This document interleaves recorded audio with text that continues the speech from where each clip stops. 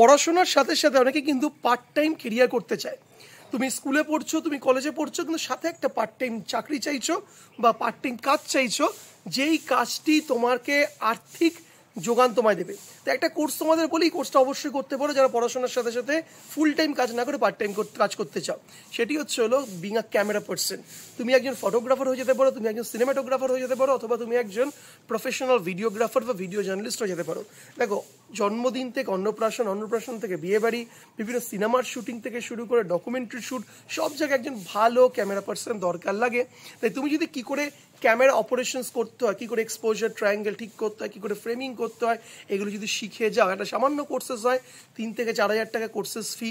এই কোর্সটা যদি করে নাও, তুমি কিন্তু পার্ট টাইম কাজ করতে পারবে। স্কুলে পড়াশোনার সাথে সাথে, কলেজে পড়াশোনার সাথে সাথে প্রচুর জব অপরচুনিটিস কিন্তু এই ক্যামেরা কোর্সে।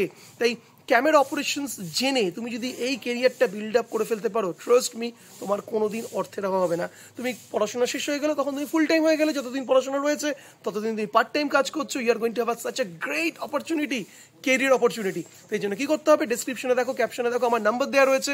হোয়াটসঅ্যাপ নাম্বারে মেসেজ করো যে বিশালদা, আমি ক্যামেরা কোর্স করতে চাইছি for my part time job or my full time job, আমাকে কোর্সের ডিটেলসটা পাঠাও।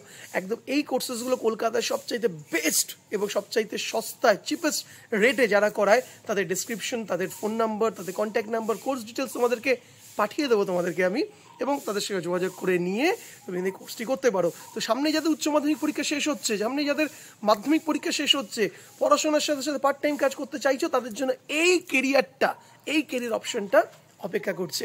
দেখা হবে বড় ইন্টারেস্টিং টপিকে, এবং অপেক্ষা রইল তোমাদের হোয়াটসঅ্যাপ মেসেজের।